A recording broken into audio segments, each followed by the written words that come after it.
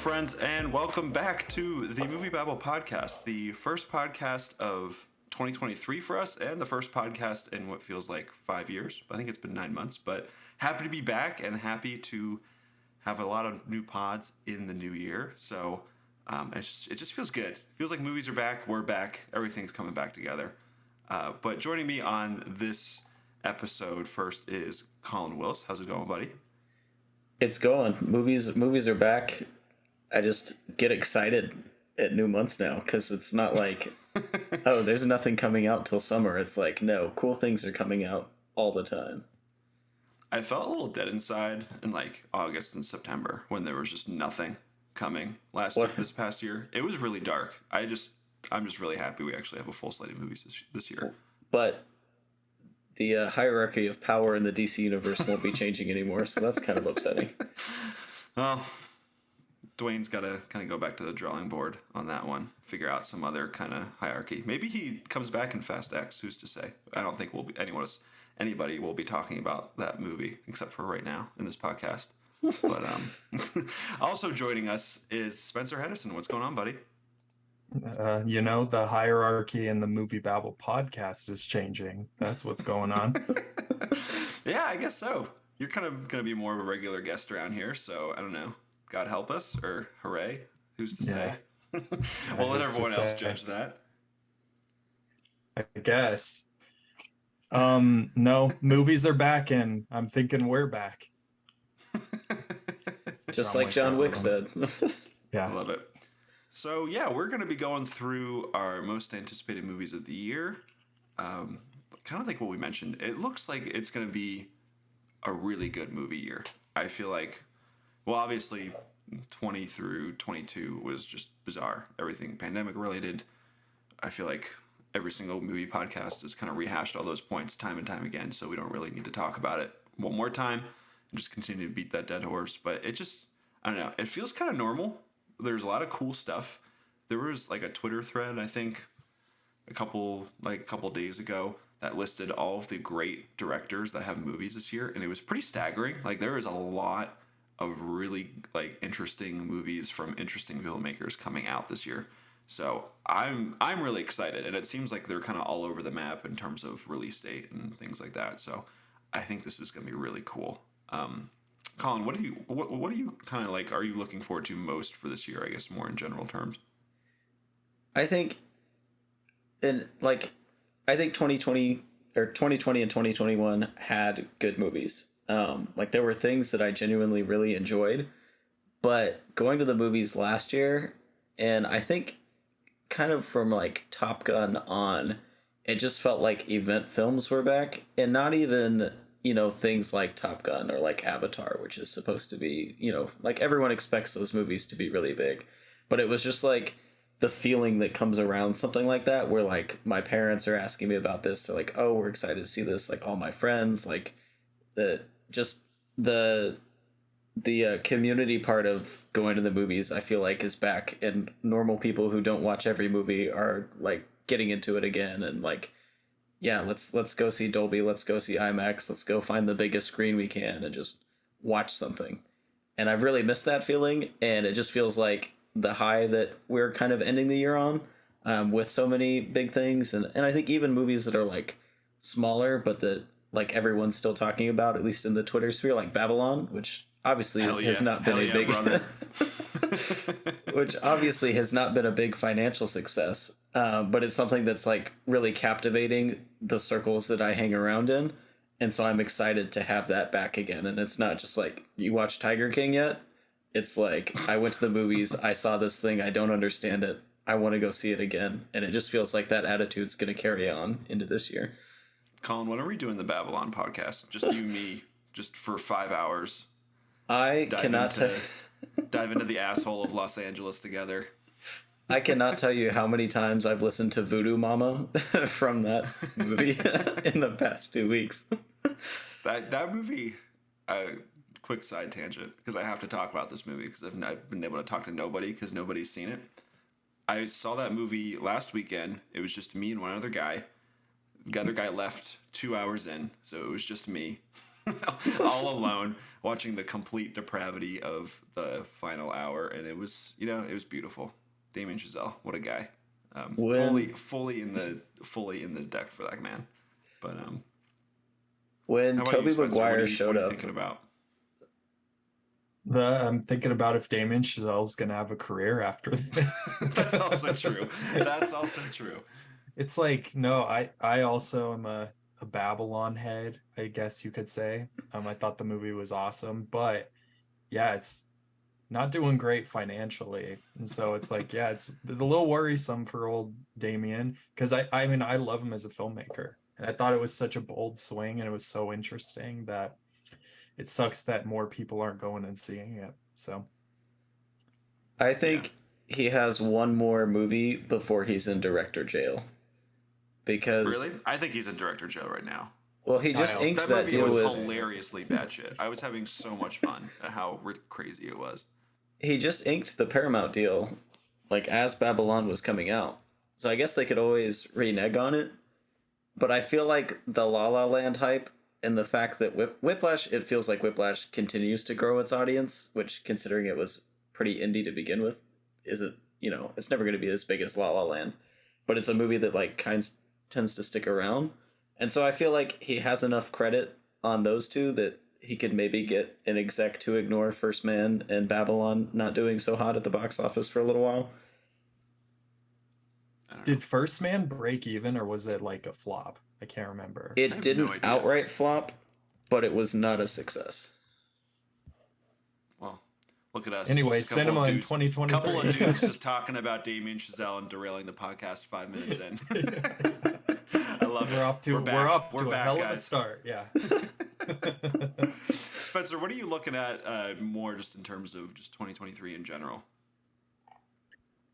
Well, I was thinking of it while Colin was talking, because, like, to me, I kind of felt the success of Top Gun Maverick from just some of the people who I talked to. But I feel like with Avatar, The Way of Water, that's really when people have been asking me, like normal people who don't go to movies super often, they've been asking me, how should I see Avatar? Should I see it in 3D? Should I see it in IMAX? I've had a ton of people approach me about this movie. So kind of going back to what we were talking about, where COVID kind of just derailed everything for a couple of years. Colin brought up like Tiger King, and that was such a weird point in time. It feels like forever ago. But at the same time, I feel like this 2022, we're coming out of a year where we have two bona fide hits at the box office that were genuinely good. And I feel like the excitement coming out of that kind of might remind people like, oh, this is why I go to the movies, is because there are some experiences that you just can't get at home and it can't replicate it. And looking kind of at a lot of the most anticipated movies, like the thing about these lists is I sometimes struggle with these because I feel like there's always some movies that come out of nowhere, and I have like kind of like that paralysis of being like, oh, I don't know if this movie is something that is going to be terrible, potentially. And so kind of compiling this list, a lot of the list is blockbusters. And, I think of things like Mission Impossible Dead Reckoning, which may or may not be on our list, and thinking like, will Tom Cruise be able to have the same amount of people show up? Like, will there be a Top Gun Maverick effect with the movie? I'm really curious to see where the industry is going to go on a box office level, especially when you look at something to kind of add a bow on it, like Babylon, that looked expensive as shit. Like every single scene, there was stuff going on the screen where it's like, how much did this cost? Like this one shot. And yeah, like, so knowing that movie is a failure, it's like kind of just thinking about the future of movies. And, I'm sure we've all seen that list that's like every franchise movie that's coming out in 2023, and it feels really bleak when you look at it. But then you kind of like start to look at some of the titles and it's like, oh, okay, yeah, I'm kind of excited for that one. Okay, yeah, I'll see this, so I don't know, it's gonna be interesting. Yeah, I feel similarly where like I will say, as a kind of a slight spoiler, there is not a single MCU movie on my list, mostly just because I just kind of don't really care about the MCU anymore. I had my awakening when I was watching the second episode of Hawkeye, and I said, I'm not gonna do this anymore with myself. So, but at the same time, like you're right, like I look at all these big, like these really big titles, and they get my juices flowing a little bit. I'm excited, it really. And then you look at like there's streamers that like Apple that are just throwing crazy amounts of money at movies. Like I feel like this is going to be probably the last year, maybe, of streamers just being like, here's $200 million for your passion project. Have fun. Like there will be no more white noise-esque movies after this year is my guess. Or maybe like the last gasp next year. Because I just think, economy, inflation, who knows? But they just can't afford that. So I think there is going to be like this shift back to movie theaters this year, which I'm really excited about. But yeah, so without any further ado, I say let's just kind of dive right into our top 10 lists. So let's go over to Collin. What's your number 10 for this year? So my number 10 is a short film that I know very little about, because they've intentionally not said much about it other than the title. So I think all three of us are pretty familiar with the movie Tar, which just came out in, what was that, September, October, somewhere in there? November, something like that. November? It was a month. October. Yeah. Let's say it was. Tar has always existed and always will exist. So the Tar universe is expanding per Todd Field with a short film called The Fundraiser.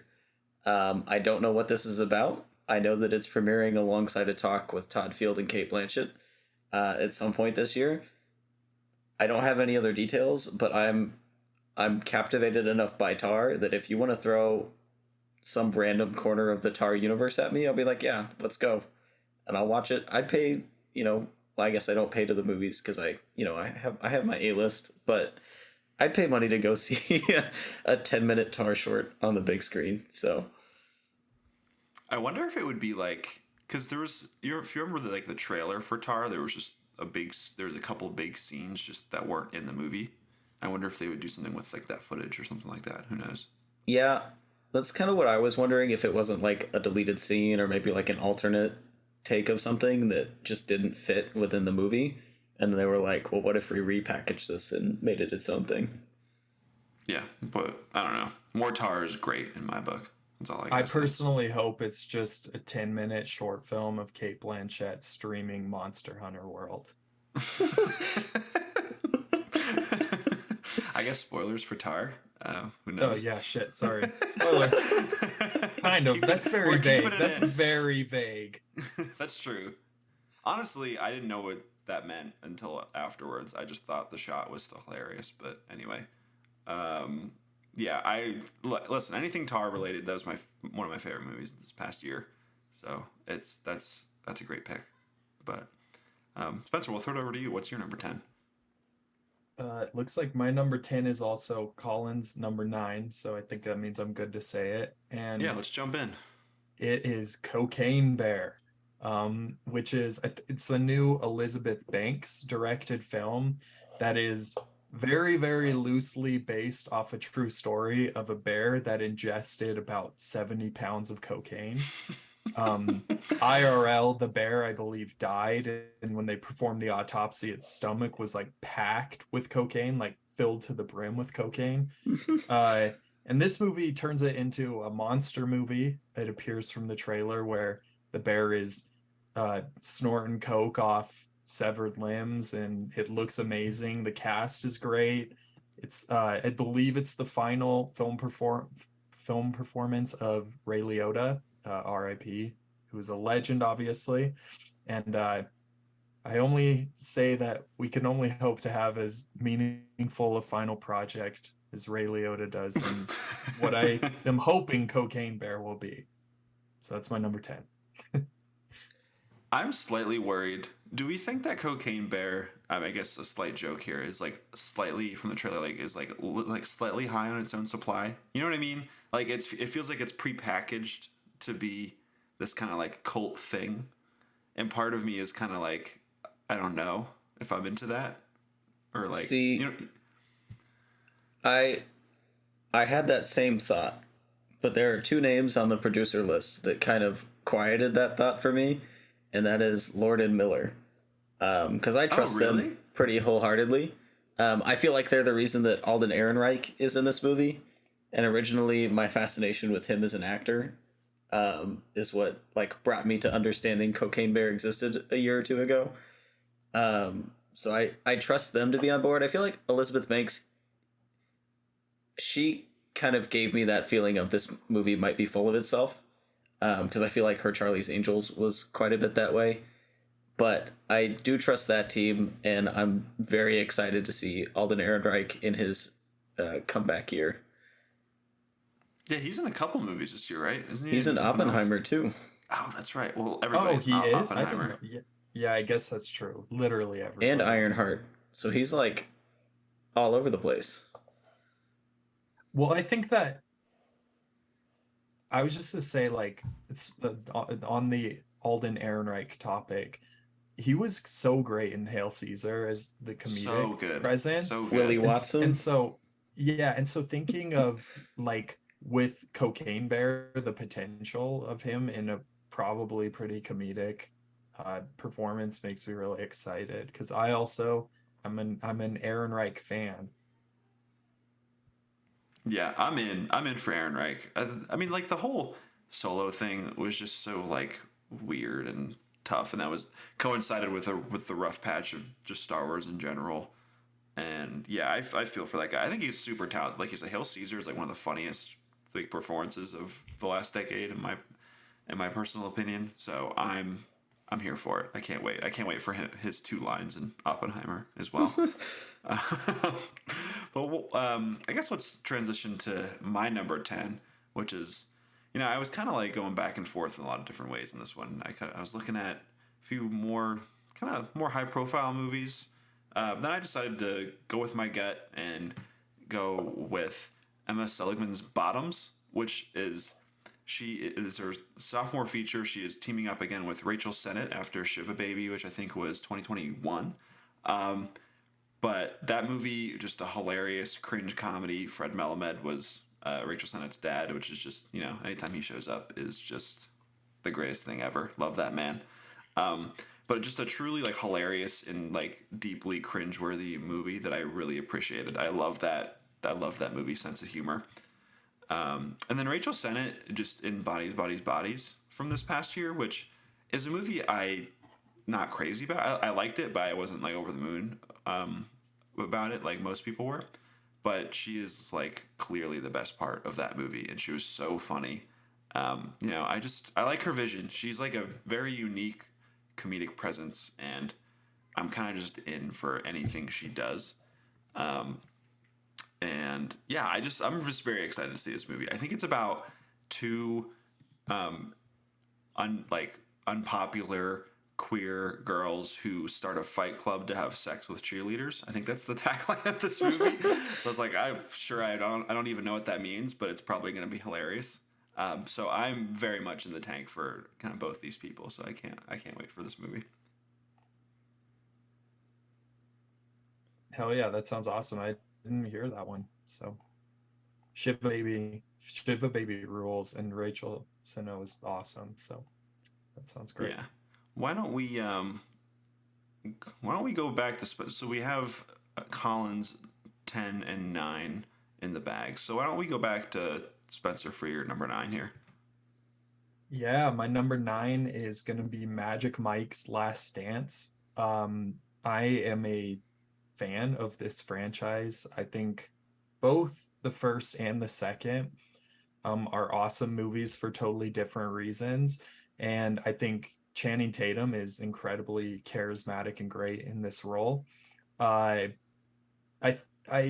excited for this one because Steven Soderbergh's back in the director's chair, and I think that he is an awesome director. I just saw the trailer in some movie that I saw, and I think it looks super fun and breezy and entertaining. So I wanted to make sure Magic Mike got his due on this podcast by putting it as my number 9. Listen, Steven Soderbergh is just out here making like 2 really good movies every single year, and none of us ever talk about them.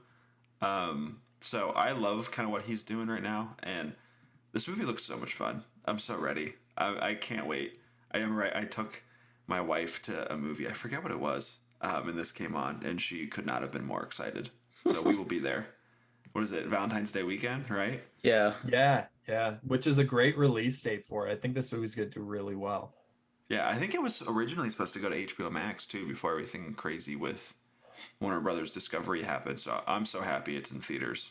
It's gonna be really fun, and it's probably gonna make us like a shit ton of money. Like it will make so much money.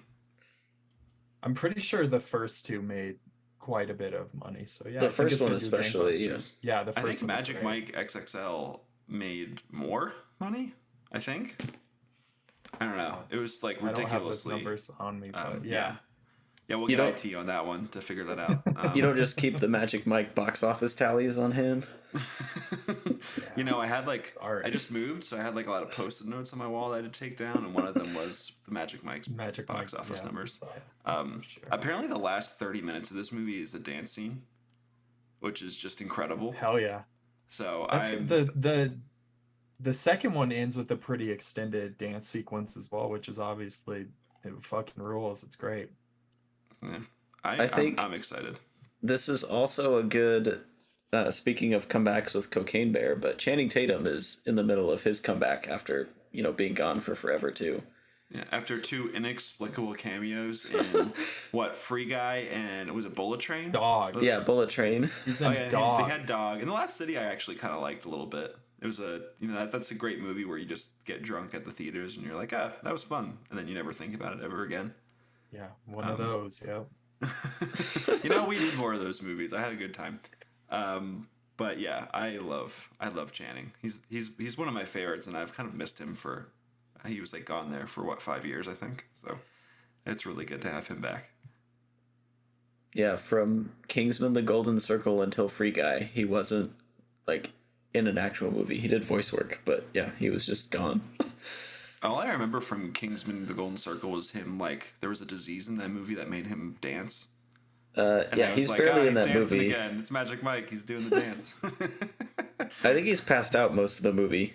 Are they like freeze him or something like that? Something like that. I can't remember. I think the less said about Kingsman 2, the better, personally. So we'll move on. I guess to my number 9, which is... This is really just an excuse for my Philly roots to come out. My number 9 is Creed 3, which, anything like Rocky related, I'm in. Like, they're all the same movie at this point, and I really just don't care because they're my babies. I love them. No Stallone this time because apparently he just hates every producer that has had any say in these movies for like the last couple decades, so he's not coming back. So I actually think that's weirdly a positive in this case, because I think his story in the original Creed I think is great, and it's like that's one of the best blockbusters of recent memory. And then Creed 2, it kind of felt like Stallone was like, all right, Michael B., I gave you your time, now I need to be a star again. And then all of us were like, no, Stallone, you're old, just like calm down a little bit. So I'm kind of happy that the story will be resolved in a way, and we can kind of just focus on Michael B. and extremely, extremely swole Jonathan Majors. So I'm just put those two together, then they get to snarl at each other and box. Like, it's like, that's all I need in this movie, so I'm good.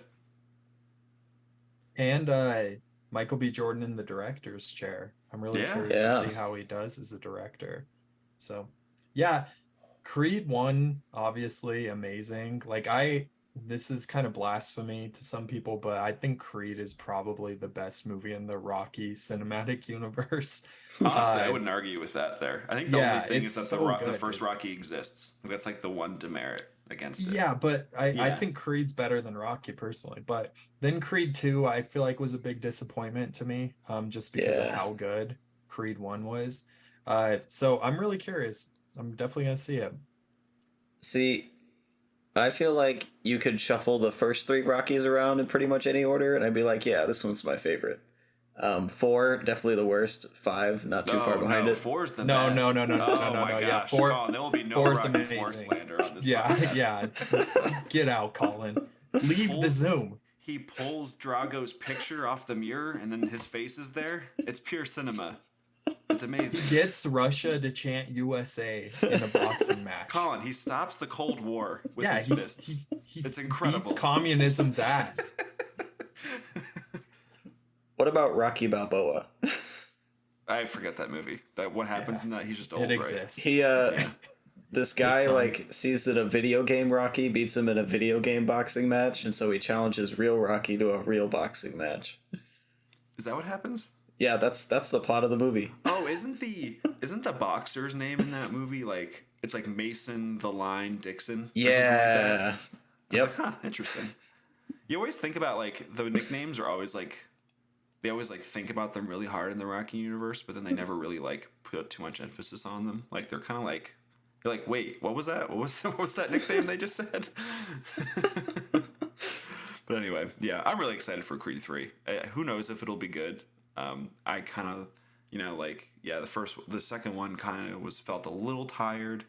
It was pretty good. Like it kind of would turn into a slight parody of itself, and with like the ending and like the training montage and through the desert and whatnot. But I feel like this one, there's a little new blood into it. There's no Stallone. Jonathan Majors is one of the best actors we have, so I say why not? It'll probably be passable, and you know what? That's fine with me for these movies at this point. But yeah, we'll move on. So, who should we go to? Colin, why don't you give us your number 8? So this is actually the first of 2 times that a movie based on this book's gonna pop up in my list. And this one is kind of a wild card for me. I can't say that I'm like head over heels for it, but it intrigues me enough that I'm like, yeah, I'm gonna go for it. So that is Renfield, which is based off of Dracula's Pawn from the book Dracula, which, if you didn't know, is where Dracula comes from. But basically, it's a twist on it. So it's like it follows Count Dracula's lackey in New Orleans in the modern day, falling in love, but it keeps that same dynamic there where Nick Cage as Dracula is controlling this person who's kind of a lunatic. So I'm curious to see what they do with it, because I feel like moving it into a more modern era and making the focus not Dracula could introduce something really fun to the mix. And I feel like this movie probably is going to go a little bit more the comedy route. It's directed by Chris McKay, who did the Lego Movie 2. The Lego Batman movie of 2020, The Tomorrow War. And The Tomorrow War. So I'm hoping this goes for a little bit more of like a bonkers parody type vibe.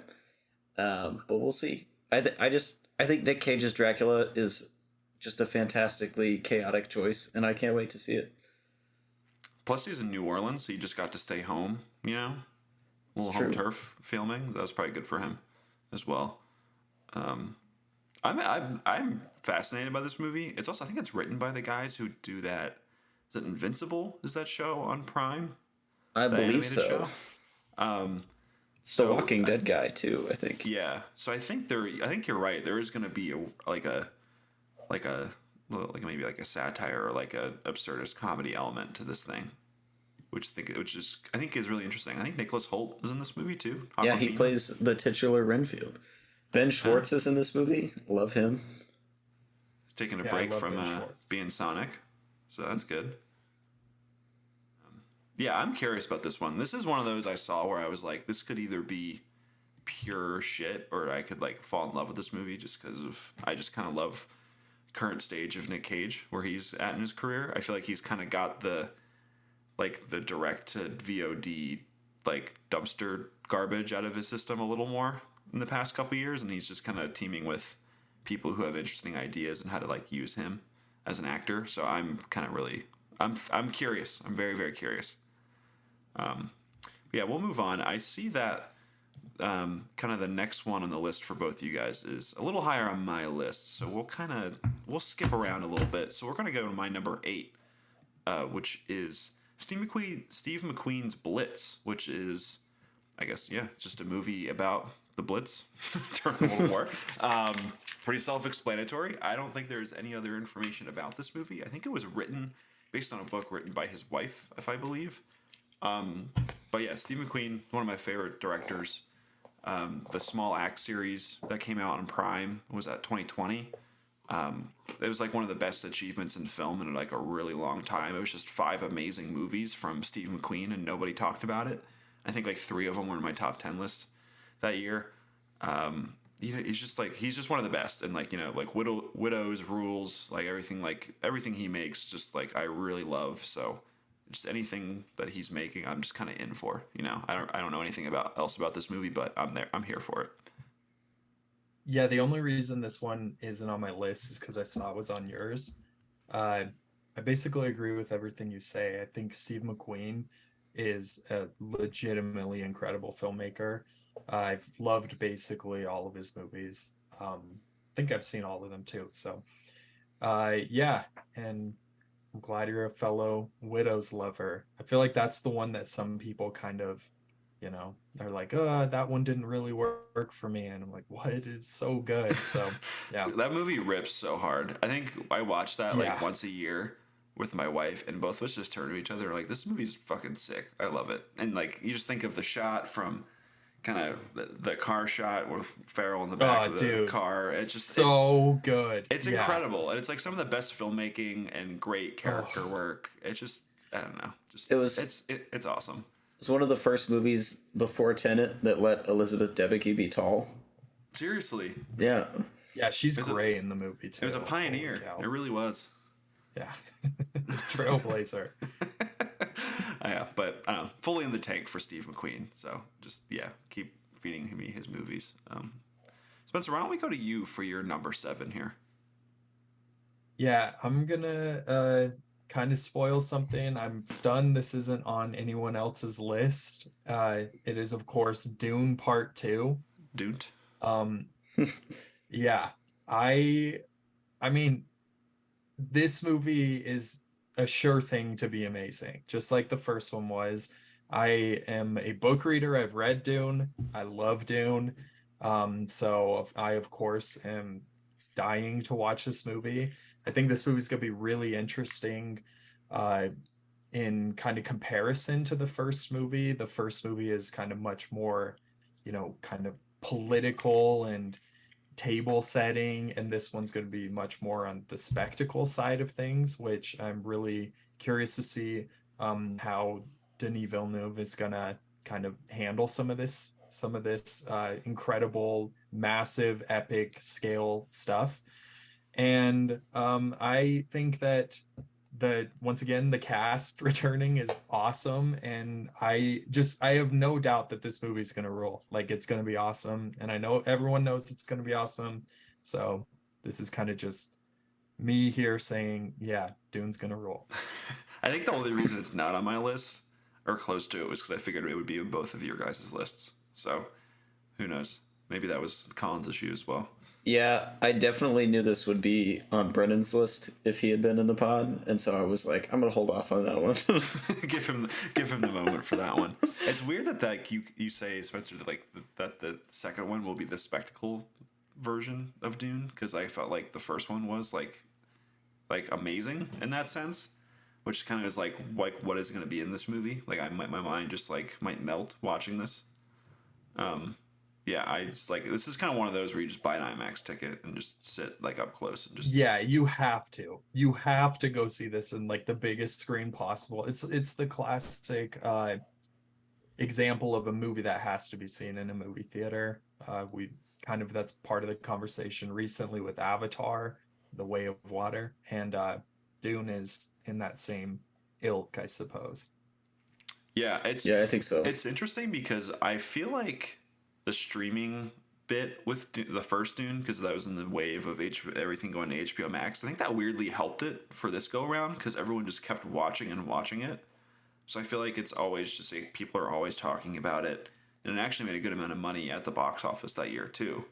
So I feel like it could be like a crazy smash. I don't know like how much money it would be, but I feel like it will like vastly outperform the first movie, even like when you like take in like pandemic considerations and whatnot.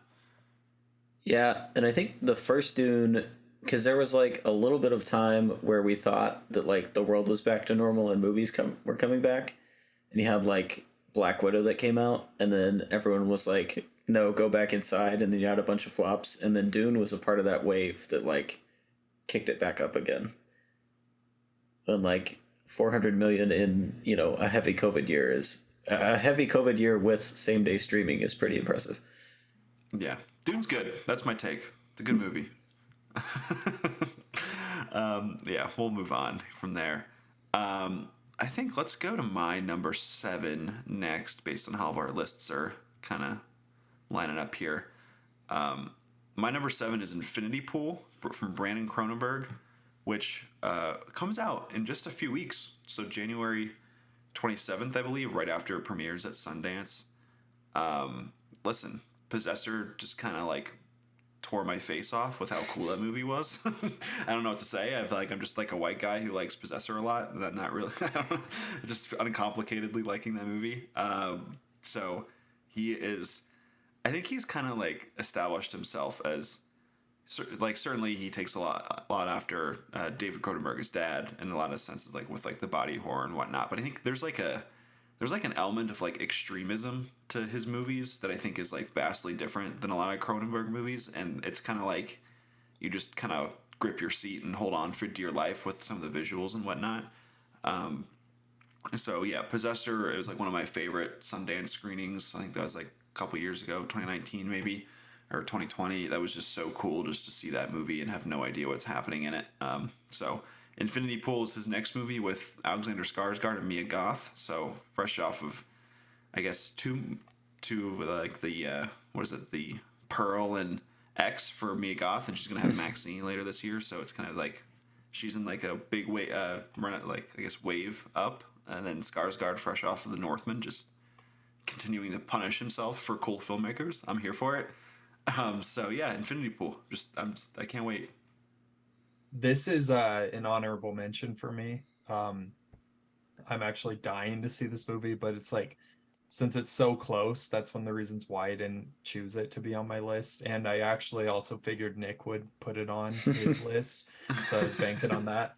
Me too easily. No, yeah. I'm like a huge David Cronenberg fan, so I think like when I say that Brandon Cronenberg, I feel like is like kind of like a worthy next member of the family in the filmmaking world. That's pretty big praise from me. And same Possessor, like totally melted my face off as well. I don't see how you could watch that movie and not be completely just like fucked up from it. So yeah, I am really curious. I don't know anything about this movie. I'm actually avoiding anything about it because I don't want to know anything about it before I see it, just so I can be as probably disturbed and troubled as I was after I saw Possessor the first time. Yeah, I unfortunately watched the trailer. I was just too excited, but it did nothing to limit my excitement. I'm ready to go for this movie. Yeah, I think so. Let's move on. I think so. Spencer and I actually share the same number 6, so why don't we go there next? And that's going to be Ari Aster's Beau is Afraid, the apparently decades-spanning, at one point 4-hour cut movie starring Joaquin Phoenix about a tech entrepreneur, and that's kind of just all we know about it. It was originally titled Disappointment Boulevard, which, if I'm being honest, I think I like that title a little more. I would have put, maybe if this was still Disappointment Boulevard, maybe this is my number 4 most anticipated movie. Who's to say? It's just, I don't know. It's Ari Aster and Joaquin Phoenix, which kind of just seems like a hilariously good combo. I don't know. Like it'll just be. Apparently this movie is like an absurdist horror comedy, I guess is how they're describing it. So I don't even know what that means. But I feel like Ari Aster is like, he's one of those guys. Like he is one of like the next wave of great filmmakers. So he's appointment viewing for me at this point, and I think him and like the absurdity of his horror, I think, is like amazing, like compared with Joaquin Phoenix. So I just can't wait for this thing. Yeah, I really like the supporting cast in it too, because you've got like Nathan Lane is in there, Amy Ryan is in there. So you have a lot of like comedy heavy hitters. Michael Gandolfini's in there, which will be cool to see him in a non-Sopranos role. Just to see like what kind of chops he has outside of that. Yeah, I like him. He's also in another movie, I think, this year or next year. He's got it, I think. I have like conflicting feelings about what was the Sopranos movie? Oh, the Many Saints of Newark. But I thought he was awesome in it, and he like weirdly played his dad, and it didn't feel like a caricature. It felt like really like good and lived in. So I think he's going to be same with like Cooper Hoffman. I think both of those guys are like maybe the next generation after whatever the current generation is of people. So Yeah. No, I'm so pumped for Beau is Afraid. I also am a huge fan of Ari Aster, and so it's like that's why this is on the list. It's doing the heavy lifting. It sounds crazy. Like the other day I saw a tweet from Flying Lotus, who is like kind of like an interesting horror filmmaker in his own right, saying that the script for Beau is Afraid is the most insane script he's ever read. And he's a guy who like writes only the most insane shit ever. So yeah, so they solved the runtime dispute, because I know he was like in a big conflict with A24 regarding the runtime. So have they like released how long this movie's gonna be? I have no idea. I know that like for Hereditary and Midsommar, he was like, yeah, I had a 3.5 hour cut of both of these movies, and A24 wouldn't let me release it. And I'm like, yeah, that kind of makes sense from like any like budget or like economics reason you could think of. But both those movies did super well. So I don't know if he has like more, I guess, like pull to be like, hey, like this movie is going to be 3 hours long to them. And then he's got like a heavy hitter, like, go ahead. No, I was just saying with like an actor like Joaquin Phoenix in the lead role, you got some big names to back you up if you need it, I guess. Yeah, I wouldn't be shocked if it's like 240, something like that, somewhere in that range. Like they're probably gunning for like less than 3 hours, because I feel like you see the 3 hour time stamp on something and it immediately turns people off. You just babble on. Listen to the first 5 minutes of this podcast where we just lost our minds. Avatar, 1.5 billion. Well, yeah, but that's Big Dick Jim. That's different. That's just a whole different thing. Okay.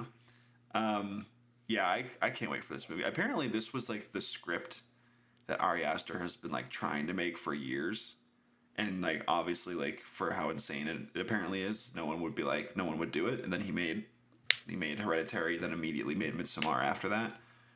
So I think he's finally like, I wonder if this is his Babylon. He's just like putting all the chips in for his bizarro movie that's like weirdly too expensive but also incredible in its own way. So who knows? I just can't wait for it. I think it'll be like truly one of like the holy shit movies of the year. A singular thing. This is the movie that's going to get the F cinema score, be the most polarizing movie of the year, and that gets me so excited every time. Yeah, exactly. Yeah, it's going to be like our favorite of the year, and everyone else is like, "What the fuck is this?" It'll probably be one of those where you read like the Google reviews, and they're like, it's like 1 star, and it's like, this movie doesn't make sense or nothing happens, and you're like, yeah, yes, I love this. This is just giving me joy. But yeah, how about Collin? Why don't we go to you for your number 6? So my number 6 is I think the only Marvel property on this list, and that's Spider-Man Across the Spider-Verse. So it's been a while since Spider-Man Into the Spider-Verse, and it looks like they're just kind of going nuts with it. So I think so they're bringing back the main cast. I don't think they've said whether like Nick Cage or John Mulaney are coming back as Spider-Man Noir or Spider-Pig, but pretty much any Spider-Man interpretation you can ever think of is in this movie, which I think will be pretty wild. Oscar Isaac's playing his third Marvel character as Spider-Man 2099. But after watching the first Spider-Man Into the Spider-Verse, I kind of trust the Lord and Miller team to just do whatever and succeed. And I think they're going to do it again. I think it's definitely going to go nuts with Spider people. But I think there could be a lot of fun in that, and just the way they're bringing in like really stupid IP, like PS1 Spider-Man with PS1 graphics and stuff like that. I think they're just going to have a lot of fun with playing with all these Spider-Men. And Miles was a really interesting character in the first one, and I'm excited to see how they kind of grow that side of the character again 5 years later. Yeah, this was on my list, and I saw it was on yours, so I took it off at the last second just for, whatever. But I can't. Yeah, I'm really looking forward to this movie. Haven't watched the trailer because I was like, I loved the last movie. I was like, I don't really care. I don't need to see a trailer. I'll just be there whenever it comes out, and I'll be really excited. So I really can't wait. I'm like 99% certain that I'm gonna like this movie, but I think it speaks to how fatigued of Marvel I am that like I can't bring myself to get super excited for this. And I know it's like a completely different ball of wax, but yeah, I don't know, man. Like I'm hoping that it blows me away. Yeah, I kind of feel like for as like fatigued as I do feel with Marvel stuff, it's Lord of the Miller. I feel like Sony, for as like shitty as like Morbius or probably Craven will be this year, I feel like they just kind of let, like, weirdly Sony is like good sometimes, where if like they have like good producers in place and a good director, they kind of just let them do their thing, and it turns out to be a really good movie. So that's kind of how I feel about this one. Like, I feel like it's like totally separate from all of like the other bullshit that goes on with, like Aaron Taylor Johnson doing Craven or whatever the hell he's going to be doing in that movie. So I don't know. I think that another element of it is like you're on a podcast, Nick, with the two people on the planet who were disappointed by Spider-Man No Way Home. Yeah. And it's like I'm still like kind of feel like reeling from that giant disappointment of a movie. Yeah, on that podcast, I was like, I kind of liked it, and then Collin was like, "Here's why this destroyed everything," and I was like, "Okay, I'm gonna let this guy cook." I hate that movie with a passion. Yeah, so I'm hoping I've only grown to hate it the more. Spider-Man meme. It was great. It's weird how like I hate most of that shit, and then with that movie, I was like, it's pretty fun. It was the one shill. where like. Yeah. The roles were reversed. It really was. It's the one time in this podcast where I came in and was like, this blockbuster, not too bad. It really soured the MCU for me. Like I haven't been as forgiving to it since then. Same. I feel like me and Collin have DM'd each other and just bitched and moaned. I don't even know how many times since that movie. Well, that's great for you too. I'm happy that you guys have found each other. Thanks, Nick. Why don't we move on? I feel like let's move on to my number 5 because it was lower on both of you guys' lists. But let's. I would like 5 tickets for Barbie, please. That's my number 5. Keep bringing on those memes. Like they're never not funny. Of the Sopranos and Polly Wallets asking for a ticket to Barbie. They're all so funny to me, and I just can't wait for this movie. It looks hilarious, and this is one of these. It was one of these. Instances where I was like, oh shit, this movie's gonna make a lot of money. And I was talking to my father-in-law, and he likes movies, doesn't really go to the theater very often. We went out to dinner like the day or so after that trailer dropped, and he was like, that movie looks kind of fun, huh? And I was like, oh shit, this movie's gonna make so much money. So I like this movie. I wouldn't be shocked if it made more money than Oppenheimer because they come out the same weekend, right? I wouldn't be shocked if one of them moved their release date either from now until then. But yeah, I just, Barbie looks hilarious. Just everything Ryan Gosling looks like he's going to be doing in this movie looks wonderful to me. Very much in the bag for Margot Robbie. I think she's great. Greta Gerwig, she's one of the best working filmmakers. It's just kind of like this movie looks hilarious, and I'm just very ready for it. Yeah, and I love just like how fun the trailer was without giving you really any details of what this movie is going to be about. It kind of gave you every detail about what this movie is going to be about, just style and feel wise. And yeah, I think it's going to be a good time. It's really interesting to see a movie like this. Cause I mean, we've seen toys turned into movie quite a bit before. And I think very easily Barbie could have been made with the same level of care as Battleship from 2013. But they put Greta Gerwig behind the wheel, so I'm excited to see what happens. And Noah Baumbach helping to write too. You know, it's just like, it's incredible. I was watching that Variety Actors on Actors series, and there was one episode that got uploaded. It was Margot Robbie and Carey Mulligan, and they started talking about like Barbie at one point, and all Carey Mulligan could say was how like fucking brilliant Barbie was, because apparently I think Emerald Fennell is like a mutual friend and whatnot, and she directed Carey Mulligan on what was that movie called? I like that movie a lot. Yeah, Promising Young Woman. I was like, why couldn't I think of that? But I think she's apparently in the movie, and she was like, this movie's fucking brilliant, and they couldn't stop talking about it for like 5 minutes, and I was like, oh, okay, so everyone is kind of like in the bag for this movie, it seems like. So and like Greta Gerwig is like she is like the best match for like kind of like a fun, whimsical kind of tone. Like some of like the funniest laughs are just kind of like offhanded, like bubbly things that people do in Lady Bird that I've had like in the last like 10 years or whatever of movies. So I just can't wait. She's the best. So Yeah, you guys keep saying Greta Gerwig. All I see is Jesus Christ. I fucking love Greta Gerwig. She's literally one of my favorite filmmakers that like probably at this point ever. Like with 2 movies between Lady Bird and Little Women, I would put Lady Bird probably in my top like 3 favorite coming of age films ever. And so this was honestly like gunning to be way higher on my most anticipated list, but I also kind of assume that everyone is kind of super excited for this in this group. And I'm going to spoil something right now and say I don't see Oppenheimer on anybody else's list. So it's like, yeah, I think that shows you that Barbie is going to be a massive, massive hit. Like I wouldn't be surprised if this is the highest grossing movie of next year or this year. Ooh, I like it. Dang. I wouldn't. It's gonna do crazy good. Like I think, just like it seems like everybody is like of all age groups, whatever is like, yeah, this movie looks fun. Like there's like people don't really have any complicated feelings about it, so it's just I don't know. Yeah, I we feel like literally have 3 20-something males here talking about how excited they are for this movie. Like what more do you need to know? And yeah, you bringing up the anecdote with your, I think you said father-in-law who was saying it. Yeah, it's like I think that this movie's got mass appeal. And I can't wait for it. I'm super excited.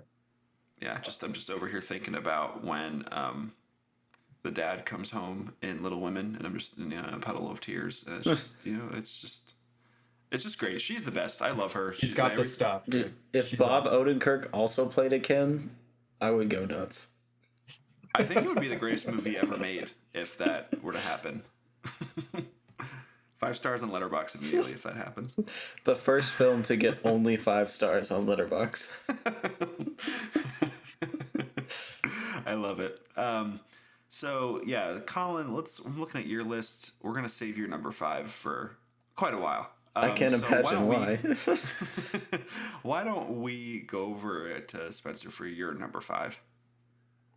Yeah, my number 5 is the Ridley Scott film Napoleon. And I am kind of Ridley Scott's hype man. I feel like he's a filmmaker who I think is vastly underrated, even though everyone knows that he's like a great filmmaker. You know what I mean? Like he's made some movies that like rank among my favorite movies of all time. Like of course Alien is one everyone always brings up, but like Kingdom of Heaven director's cut I think might be one of the best historical epics ever made. Oh, you're one of those guys. I love it. Yeah, it's amazing.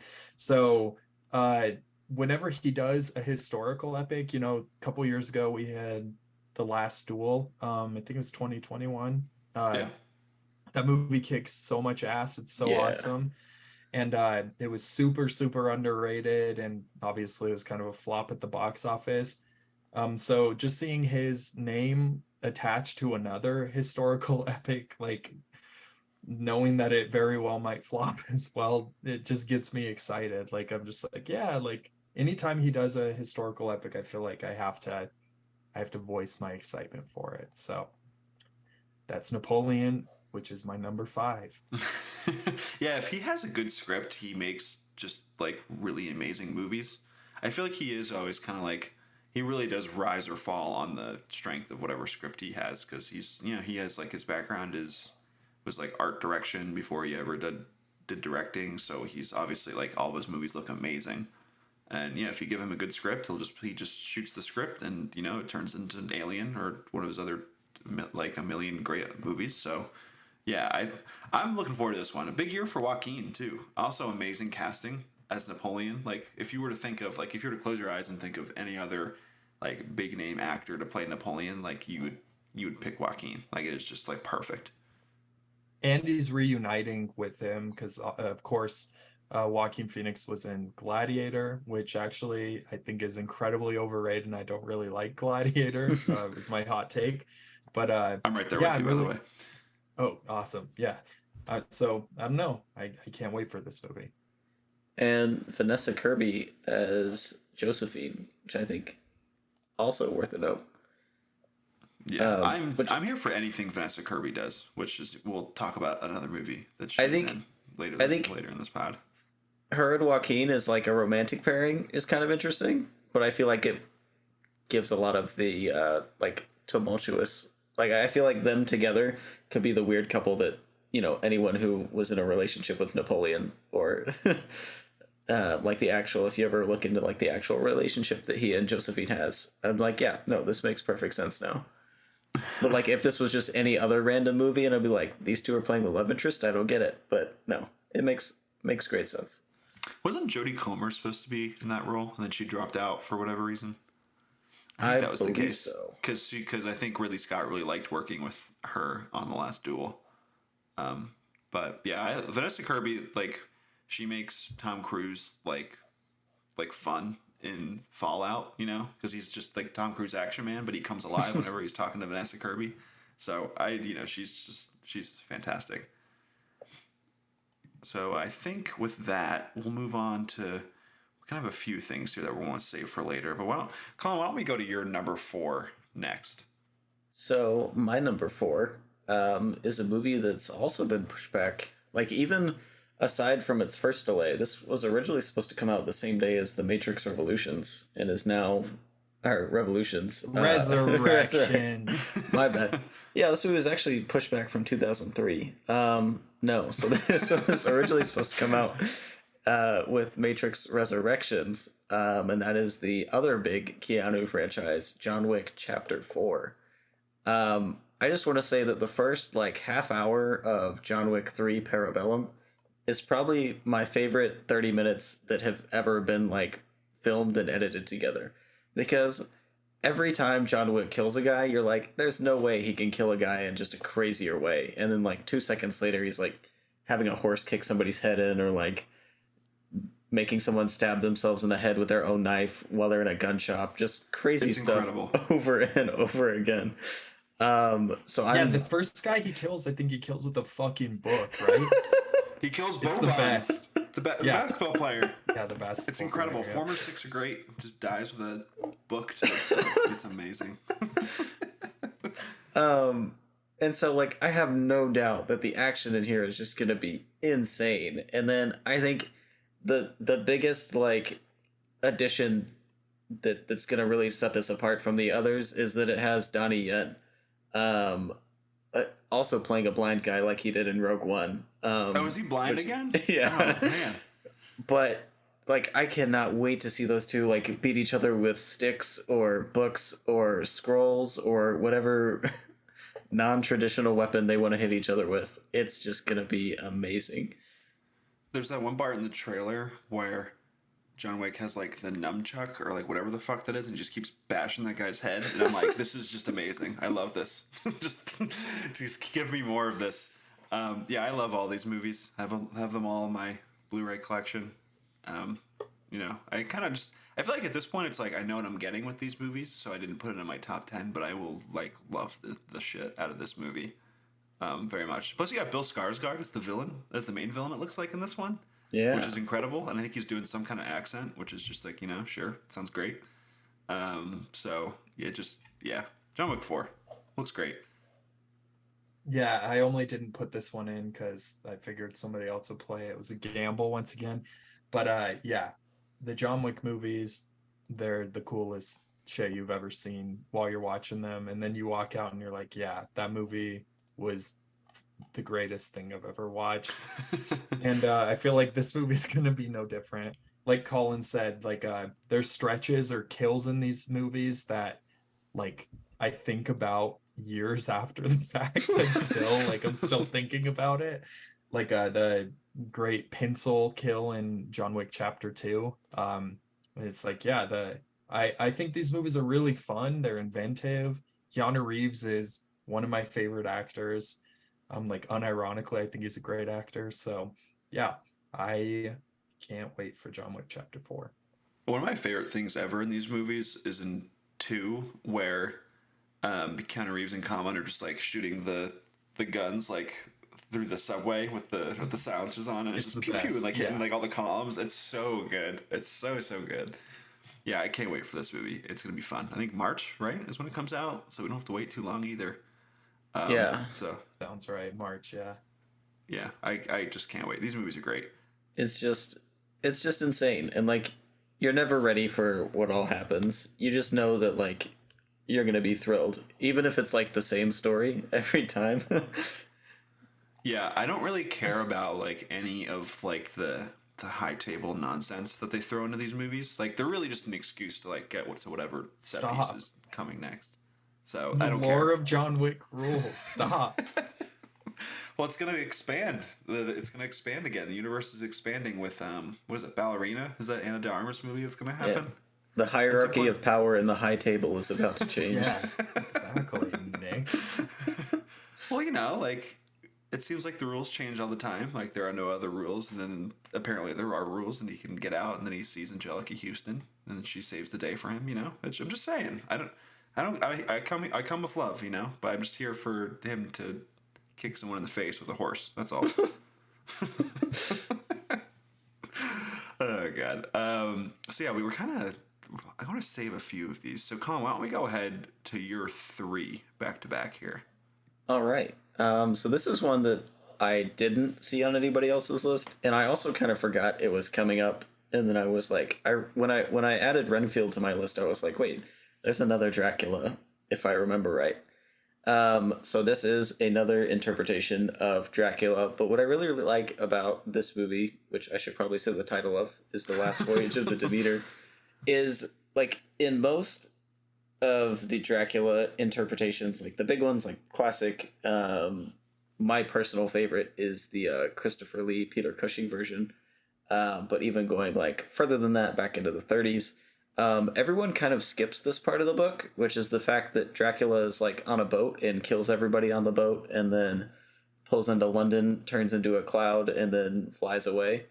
And this movie, instead of ignoring that part of the book that everyone always skips in the movie adaptations, decides to make the entire movie off of this one chapter from the novel, which I think is going to be really cool because Dracula is not the main character.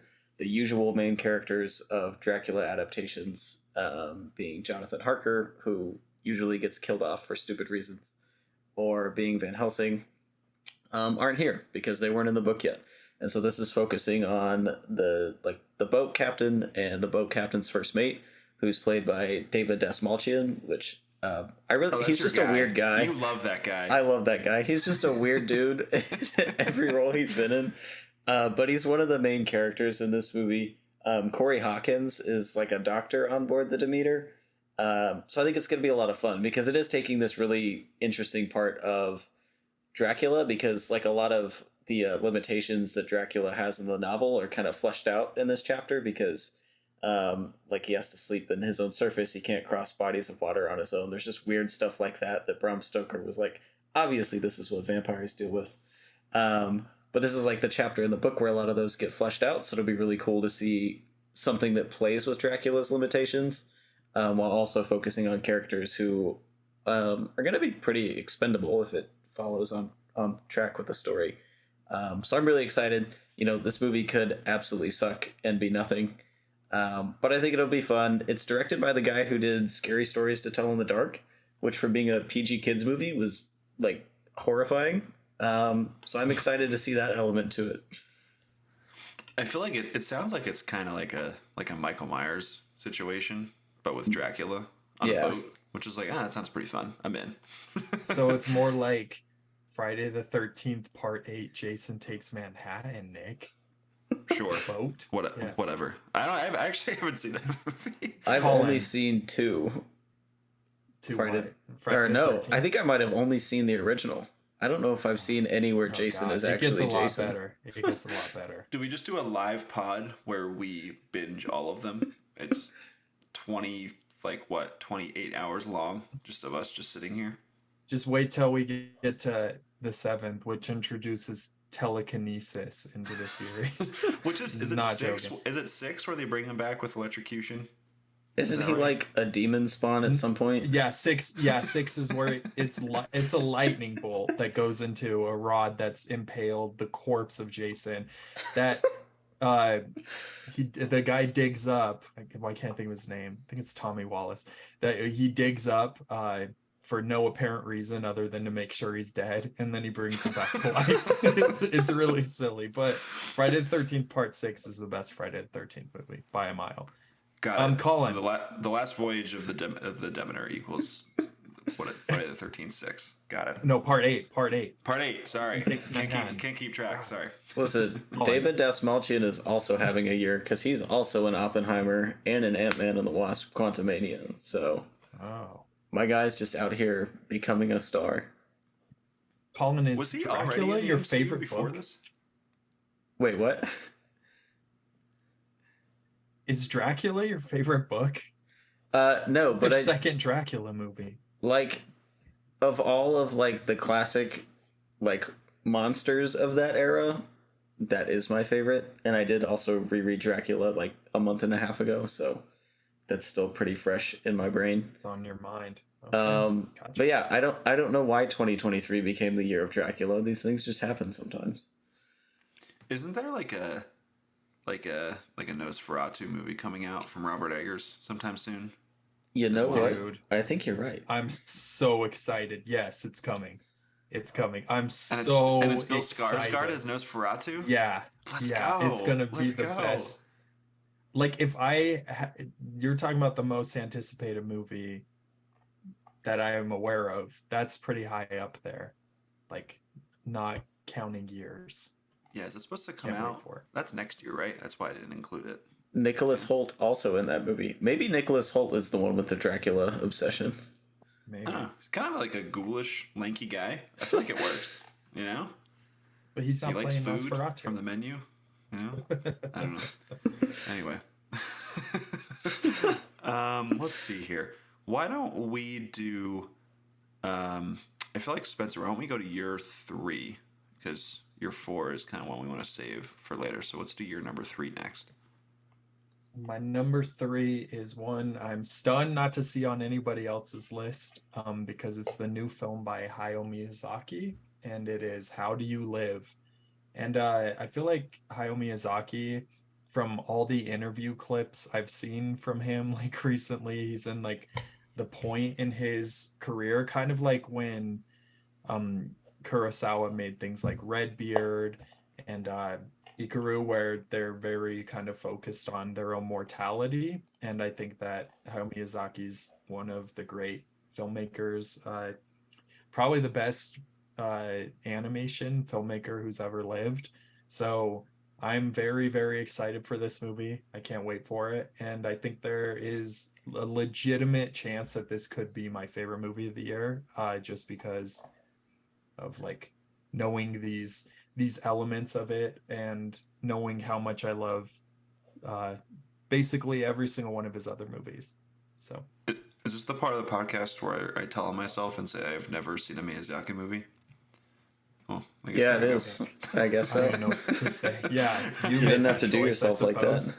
Yeah, it's a big hole for me. I feel like I need to do some kind of marathon before this movie comes out, but yeah, basically everyone like you who's like seen any of his movies are like, this is one of the best living filmmakers ever. So, or I guess that doesn't make sense, best living filmmakers ever, but here we are. I got what you meant. Yeah, we got it. We got it. We're there. We're in the second hour of this podcast. We're making it go. But so I think this is one where I will do my own research before watching this movie. Sounds independent thinker there. Nice.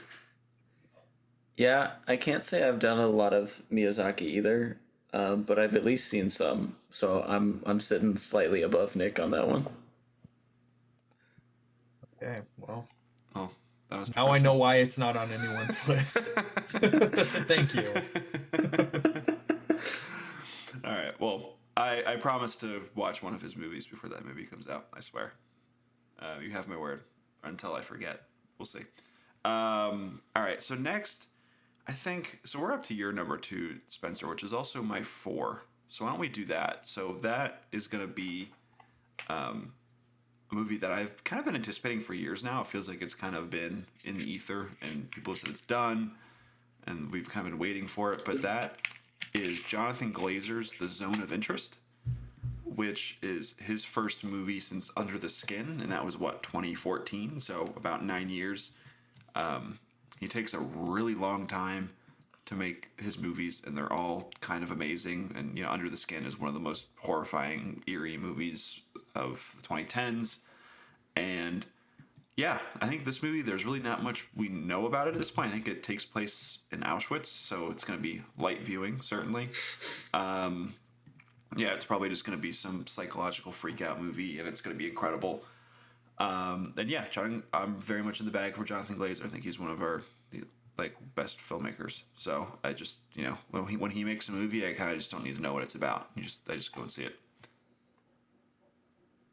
If by chance there's anybody listening to the words coming out of my mouth right now, or whether they're on this podcast or listening through their chosen podcast outlet, nobody's listening. Nobody's listening. Not anybody. But if you haven't seen Under the Skin, I legitimately think that's one of the best movies of the 21st century. I think it's a science fiction masterpiece that belongs in the same breath as something like 2001: A Space Odyssey. It's completely brilliant. I've seen that movie probably at least 8 or 9 times, just because I'm so obsessed with it. So yeah, knowing that Jonathan Glazer, this is his follow-up, feature-length follow-up. He's done a couple short films and music videos since then, but yeah, it immediately rockets this almost to the top of my list because it's my number 2, not my number 1.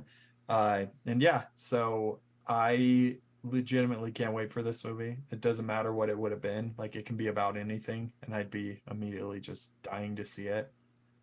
So yeah, The Zone of Interest. Yeah, we'll see what it's about, but I don't care at this point. I don't care at all. Are you a Jonathan Glazer guy, Collin? I am just now adding Under the Skin to my list, if that's what you're asking. Oh my God, Collin. Hey, I'm fixing it. It's on my watch list now. Yeah. Okay. It's right underneath the 50 Sean Connery movies he wants to rewatch again and go through his entire filmography. So he'll get there in 2025. So yeah, I can't wait for that movie. So we're still gonna hold on to my number 3 for now. So why don't we go to Collin? Why don't we go to your number 2 coming up here? All right. So this one was kind of back and forth between number 1 and number 2 for me. As much as I love Sean Connery, there is one franchise that he was in that I trust wholeheartedly. This is my favorite franchise, and that's Indiana Jones. So he's coming back for one last time, with not Steven Spielberg at the helm, which I was a little apprehensive of at first, but I trust James Mangold pretty wholeheartedly, doing Logan and then backing it up with the ultimate dad movie, Ford v Ferrari. I'm pretty confident. I'm pretty confident this movie is going to be pretty to look at, and also pretty well grounded, and it'll be fun. They're bringing a lot of the old gang back together. John Rhys Davies is back as Sala, Harrison Ford at 80, however many years old, is coming back as Indy. There's rumors that Karen Allen's coming back to play Marion one more time. And I like that it seems a lot more grounded than Crystal Skull, which I actually like more than I dislike. Same, Colin. But I like that it's kind of set against the space race and looking at the fact that, you know, we were building rockets, and rockets are generally used for blowing things up. And space race was just an excuse to make more things that blow up. And then, of course, my second favorite actor right after Sean Connery is Mads Mikkelsen, and he's the bad guy. What franchise has he not been the bad guy in? He's adding Indy to the list. It's going to be great. They're bringing back the Nazis, which usually I would be against people bringing back Nazis. But in the case of Indiana Jones, I'm all for it. Yeah, he's just taking another paycheck so he can go do another Vinterberg movie, you know? That's great. That's Mads' thing, you know? Just comes over here, is the villain in a movie, does great, and then he goes back to Denmark and makes a bunch of really good movies. So I'm here for it. Yeah, Mangold's an interesting guy. I feel like he's like smart in a way where he's always kind of like seeing the tides of Hollywood and just like making whatever movie that is. So like he did his superhero movie. Like I said, ultimate dad movie, but makes it like a racing movie. Kind of like figure out a way where he can do his own interests, but also like cater to studio budgets, so he can get a lot of money to do his things. He seems like he's kind of, I'd say like, you know, Spielberg not being on this is a little nerve wracking to me too. But I think he's a good guy to do this. He's great at action. He does like all of his movies are very like good, beautiful to look at, which I think works for all of the things going on in Indiana Jones movies. So yeah, we'll see. I knew this was going to be a big one for you, so I kind of wanted to leave the floor for you to kind of talk about it. Yeah, I love Indy. I'm here. I'll watch this opening day like 5 times. I don't care. Yeah, this was in contention to be actually super high on my list, but I knew Colin would put it on his list, so that's why I didn't put it on mine. This is a movie that like, it's weird just because all my negativity surrounding like the MCU recently is I think rubbed off on just Disney in general, and so I didn't want to be excited for this movie, but then that trailer released and I was like, God damn it, like I want to see this right now. It looks so good. As soon as you hear the punch sound effect, you're like, dude, I'm in. Yeah, let's go. Like, and yeah, like Colin, I love these movies. I even kind of low-key love Kingdom of the Crystal Skull just for how bonkers and weird it is. So yeah, the not Spielberg absence does also make me a little bit skeptical, but at the same time, I think it could be what the series needs to bring in like a new filmmaker to this. And I think James Mangold is a perfect fit. Like when I heard that, I was like, yeah, hell yeah. So can't wait. And I think for me, another big part of this is that this is supposedly John Williams' last film, which makes sense because he is 90 years old. And I've learned a lot about composing after seeing Tar, and it seems like a lot of work for a 90-year-old. But I think that really will be interesting for me because, you know, every movie that my dad grew up with, every movie that I grew up with, John Williams has either been a huge influence on or was scoring along the way. So it'll be really interesting to see him and Indiana Jones kind of fade out at the same time. Can you guys imagine somebody being inspired to be a composer because of the movie Tar? Like, just think about that for a second. Like, somebody's like, yeah, like, I watched the movie Tar and it made me want to be a composer. That'd be like watching She Said and being like, I'm going to become a producer. Yeah. Or there's like, you see that Christian Bale interview recently where he was saying how like some Wall Street bro was like, yo, I love Patrick Bateman. And he was like, oh, like ironically, right? And the guy was like, no, he's the best. And Christian Bale was like, he's my guy, dude. He's my guy. So there's what, 8 billion people on this earth now? I'd say that happens to at least one person. Oh yeah, no, for sure. Yeah, I feel like it's funny that you guys talk about how the Crystal Skull is like, you guys both like it. I don't really remember it that much. I just remember the aliens at the end. That was it. And Shia LaBeouf. That's kind of all I remember about it. So I'm gonna be curious to watch it again. But I'm kind of just bracing myself for like the actually Crystal Skull's been amazing this entire time discourse that I feel like will come with like whenever this movie comes out, which is probably just be annoying because I feel like everything's getting reclaimed now. So I'm just bracing it like for that outcome to happen. So. But yeah, anyway, we will. Let's move on. I think we're going to do my number 2 next, which is one that I'm shocked that no one else has. But it is David Fincher's The Killer, which I think was number 2 on my list last year. It didn't come out. Listen, it's a David Fincher movie about an assassin played by Michael Fassbender, and it's written by Andrew Kevin Walker, who wrote Seven. You know, I'm in. Just bring on David Fincher just being an absolute sicko. And I will be the meme of the sicko guy in the window, just cackling at the entire thing. I just can't wait for this movie. Just Fassbender just needs to stop racing Formula One and just kind of come back to acting. And I can't wait for him to be in this movie. And Tilda Swinton's in it too. So it's just I just can't wait. This is going to be so much fun. I'll believe it comes out when I see it. Fair enough. That is the one thing where everyone like expects it to come out this year, but it still does not have a release date. So I would assume that's maybe means fall. It feels like it'd be like a fall winter movie kind of thing. Definitely. You don't release this next to Barbie, you know. What if The Killer goes head to head with Barbie and Oppenheimer? Just every movie comes out in July on whatever date that is. There are no movies for 2023. They all come out that day. But yeah, it's just, I don't know. I just love when Fincher is an absolute sicko, and I feel like all of his movies where he does that are kind of the same, but I love it every single time because he's just so good at filming it. My wife was recently watching The Girl with the Dragon Tattoo, which I think for a lot of people is like lower to mid-tier Fincher, and I just went in and watched one of the scenes, and I was like, fucking Fincher. I love that guy. He's just a twisted guy who just loves exploring the psychology of killers, and you know what? I'm here for it. I don't know what that says about him, but I don't really care. So, can't wait.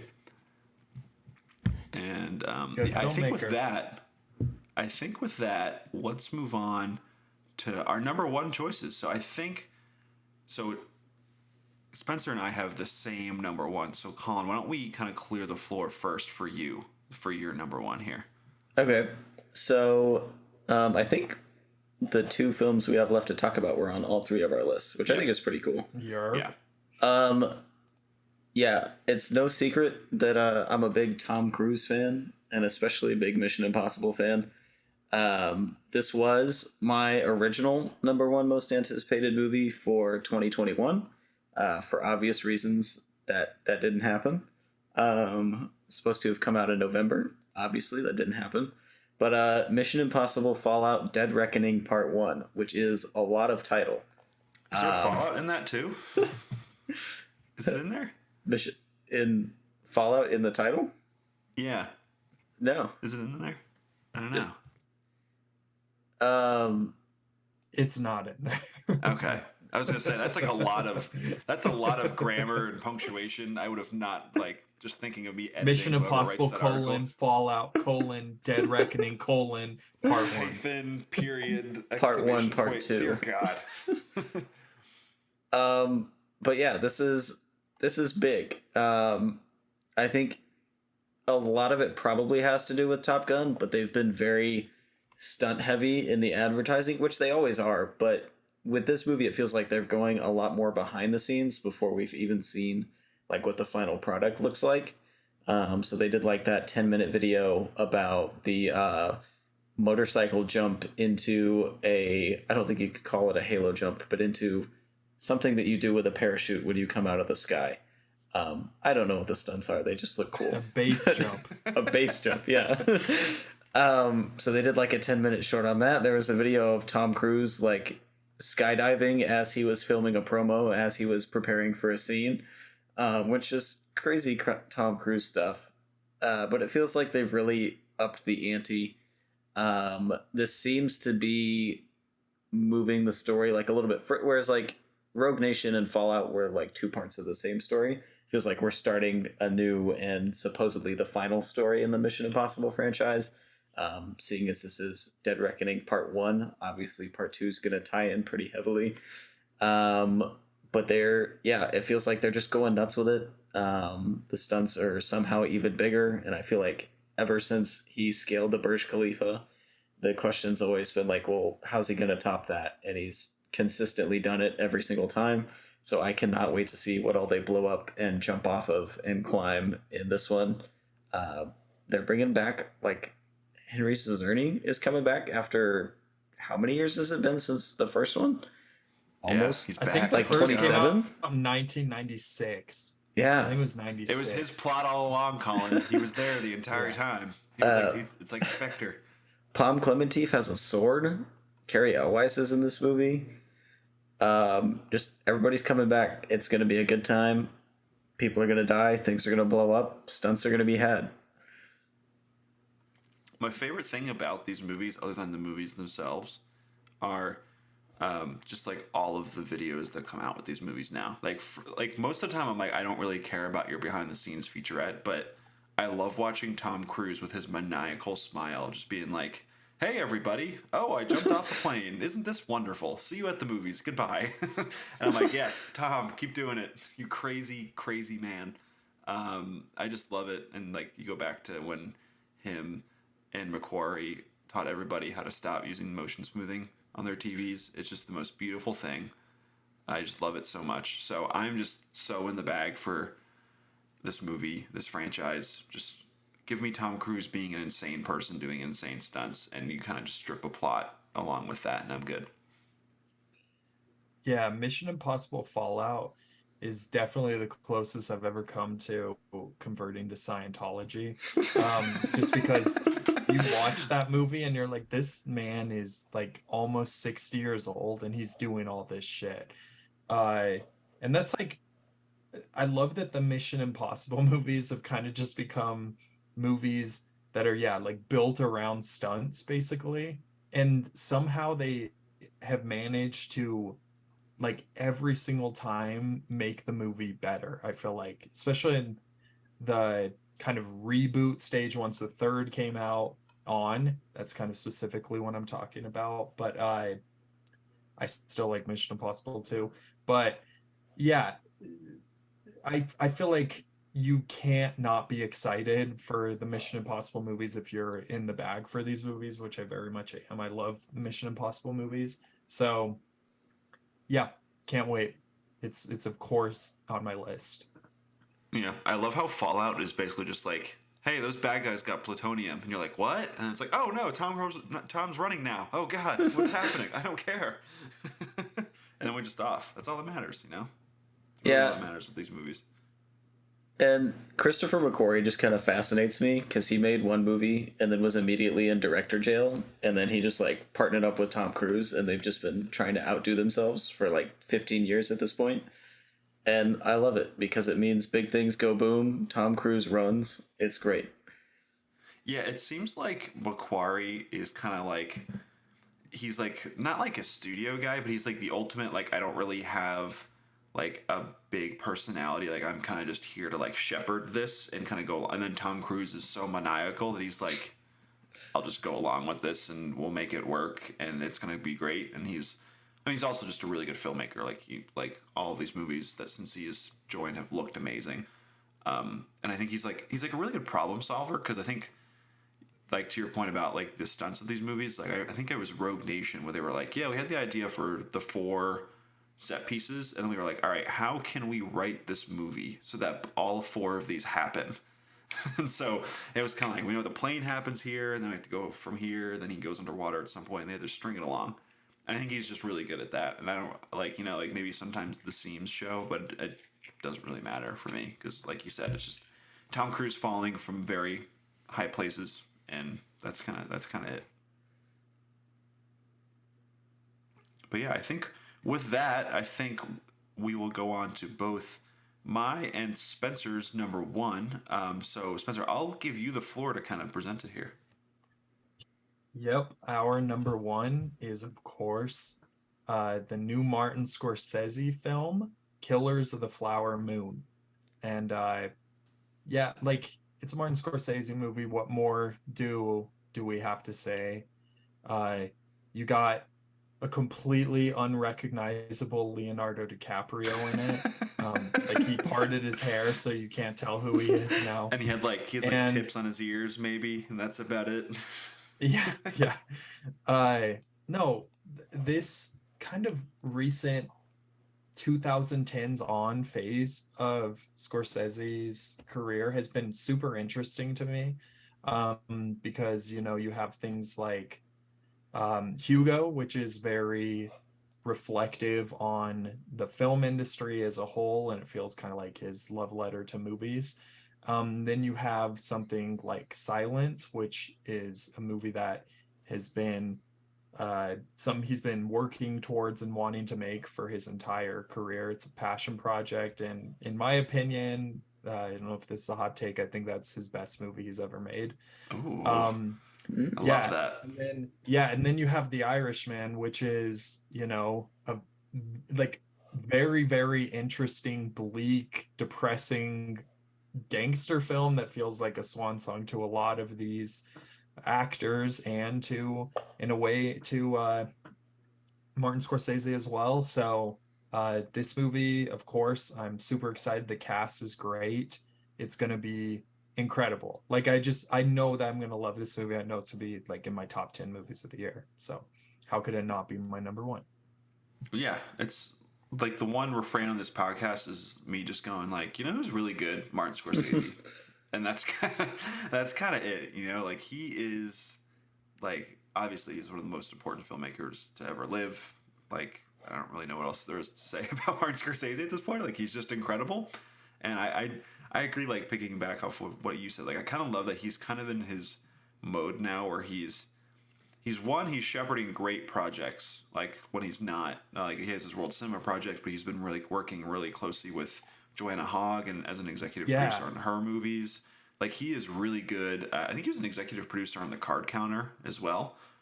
So he's just like always working on like shepherding projects, like when he's not actually making a movie, and they're all wonderful. And I really appreciate that about him. Like, that's like, honestly, like that might be his like lasting legacy, even besides his movies, like is all the movies and like voices he's helped find.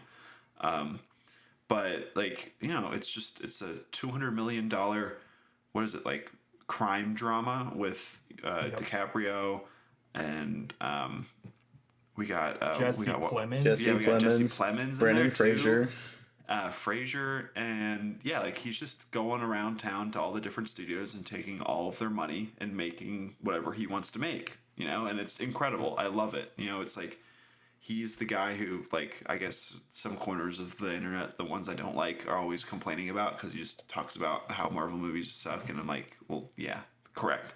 But he's, at the same time, he's like, I'm going to work with these streamers because they're desperate for people like me, so I'm going to take a movie like The Irishman, which probably deserves maybe half its budget, and double it and stuff like that. And, you know, he's going to Paramount and Apple, I think. And I think Apple stepped in on this one because Paramount got so nervous because of the budget. They were like, what do we do with this? And Apple's like, yeah, we'll help you out. And they footed the bill, I think, for the rest of the budget. So, you know, I love almost all of his movies. I can't really say there's one I like strongly dislike. And I do love his kind of late stretch, as you mentioned, Spencer. Like, he's really good. Like, Wolf of Wall Street, I think, is like maybe top 5 movies of the 2010s. You can make the same like argument for The Irishman as well. So I just, yeah. And Silence, Nick. How can I forget? I actually really love Silence. Silence, I think I like more than The Irishman, to be honest. I think that movie's incredible. Well, it's like you watch like something like The Irishman or Silence, and you're like, this dude has not missed a step. Like, he still has it as a filmmaker. Yeah, and there are other filmmakers around his age that, they have ones they miss with, even like Steven Spielberg, who I obviously love, like he's great, but there's some movies I watch with him and I'm like, yeah, that one wasn't quite up to par with the others, but yeah, Martin Scorsese, I don't feel like that happens with me with, so hence why Yeah. it's number one. Yeah, this was another movie that was a carryover from last year because I think this one was also originally slated for November, Yeah. but obviously has not come out yet. And I think even now it doesn't have like a specific release date other than 2023. Yeah, it'll definitely beat the fall. This will be all the awards. It'll be 3.5 hours long. It'll get nominated for 13 Oscars and probably win cinematography because everyone will just complain that it's too long, and I'll be like, you know what, it should be longer. Give me a 5-hour cut. But yeah, I feel like it has the usual Marty collaborators in terms of like Leo and De Niro, but I love Jesse Plemons. He plays the weirdest guy in every project he's ever been in, and he's just great every time. I really like when John Lithgow does dramatic roles because I feel like he's mostly seen as a comedian, but then every now and then he'll just show up in a drama and just knock it out of the park. I'm gonna assume he's not having a major role, just kind of where he's listed in the cast list so far. But I'm really excited to see him, and it's a period piece in just kind of a time and place you don't really see as much of. And I feel like maybe now that Harrison Ford's doing whatever Yellowstone reboot, I'll feel really dumb for saying that. But 1920s Oklahoma isn't exactly the most explored territory movie wise. And so I'm just excited to see something that feels original in that sense brought out to life as well. Yeah, I guess Taylor Sheridan would like to have a word about True. the old American West with the 15 shows he has coming out next week or whatever it is for Paramount Plus. Yeah, it's just, it's a Martin Scorsese movie. It's going to be wonderful, and I just can't wait. Eric Roth's coming back to help write the screenplay, one of the best screenwriters that we have. So, it's Martin Scorsese movie. Like it's kind of like pure cinema, as he would say. So yeah, I think with that, those are our lists. And since I feel like we jumped around a little bit, why don't we kind of go around the room and kind of give our lists from 10 to 1? So Collin, why don't you kind of give us a little rundown of your list as a summary? All right, so number 10 we had 80 for Brady. No, so I started number 10 with The Fundraiser, which is the Tar short film. Then at number 9 I had Cocaine Bear. 8 was Renfield. 7 Barbie. 6 Spider-Man Across the Spider-Verse. 5 Killers of the Flower Moon. 4 John Wick Chapter 4, just now realizing I had that at number 4. 3 The Last Voyage of the Demeter. 2 Indiana Jones and the Dial of Destiny, and then my number 1 was Mission Impossible Dead Reckoning Part 1. That sounds like a lot of great cinema. Spencer, let's go to your list real quick. Lots of vampires. Yeah, Morgan, are we gonna do honorable mentions? Because Yeah, we'll do that. I think we'll do that after. Okay. I feel like jumped around. I feel like just give a little summary here. Why not? Here's my list. Number 10, Cocaine Bear. Number 9, Magic Mike's The Last Dance. Number 8, Barbie. Number 7, Dune Part 2. Number 6, Beau is Afraid. Number 5, Napoleon. Number 4, Mission Impossible Dead Reckoning Part 1. Number 3, How Do You Live? Number 2, The Zone of Interest. And number 1, Killers of the Flower Moon. Beautiful list. All right, we'll go with mine here. My number 10 is Bottoms. My number 9 is Creed. At Creed 3, sorry. The original Creed would be my number 1, that's for sure. 8, we have Blitz. 7, Infinity Pool. 6, Beau is Afraid. 5, Barbie. 4, The Zone of Interest. 3, Mission Impossible Fallout, Dead Reckoning, 2, Part 1. Number 2, we have The Killer, and then number 1, I also have Killers of the Flower Moon. So, yeah, I'm just, we kind of talked about it at the beginning, but I am feeling really good about this year. I think there's like a lot of stuff, on our long lists that I'm really excited for. I kind of wanted to give a quick, when we get into our honorable mentions here, are we excited for Oppenheimer? You know, I feel like that wasn't on our list, we mentioned it, but like, how are we actually feeling for this movie? I was like kind of excited, and then I saw the IMAX trailer in front of Avatar, and I was like, this is gonna be awesome. Like it looks awesome to me. Yeah, I'm excited, and like literally, like everybody in Hollywood is in this movie, as we've It's kind of true. alluded to. And yeah, Jack Quaid is in there. He'll probably give one line of dialogue. I think Josh Peck is in there too, right? He's in the trailer. So, you know, just everybody's in that movie. So, why Yeah. But Barbie's gonna kick his ass. Like that's all we know. And he exploded a bomb or whatever the fuck he did. Like, holy shit. See, like, I enjoy Nolan, but very rarely am I like, oh, this movie is like my favorite film of the year. Like, I've never had a Nolan movie that I was like, I didn't like this. But I don't gravitate towards him the way I do some of like the bigger like tentpole directors like Marty or Spielberg or kind of that category, because I do think Nolan at this point has kind of earned his place up there. But yeah, I'm excited to see stuff blow up. He's in Christopher Nolan's in love with Cillian Murphy, and he finally gets to make a movie that's, you know, starring him. Plus, Alden Ehrenreich's in this movie, and David Dastmalchian, so both of my like underdogs are also making their play here. So yeah, like I think it'll be fun. I'm definitely gonna prioritize Barbie first, but I will double feature Oppenheimer on the back end of that. That'd be a great chaser. Barbie right into Oppenheimer. That'd be amazing. Yeah, I'm similar. I'm pretty touch and go on Nolan. Like some of his stuff I think is like awesome. Like weirdly, I think The Prestige might be secretly his favorite movie. I think that's probably a hot take, but I like it when he maybe doesn't have all of the money in the world. Like he has like a slightly smaller budget, so that he can kind of, I don't know. I feel like when when I don't know. I feel like The Prestige, like, you know, that's kind of like Okay, a yeah, mid-budget sure. movie. Memento is in there too. I like a like you have Insomnia, which is I think is great and is definitely his most underrated movie. I kind of like when he has like his more mid-tier budgets in it. I mean, Oppenheimer, he exploded at something, so it's probably expensive, but you know, it's going to be a lot more people talking in a room rather than like whatever the fuck is happening in Interstellar. You know, well, there's probably going to be time stuff in this movie because it's a Nolan movie, but you know, here we are. So I'm interested. I'm cautiously optimistic because another part about this is all the Nolan bros are just like licking their chops and ready to go, which I feel like makes me hate the movie, even though that's not the movie's fault. So we'll see. We'll see on that one. But Colin, do you have any big honorable mentions you kind of wanted to throw out there before we head out?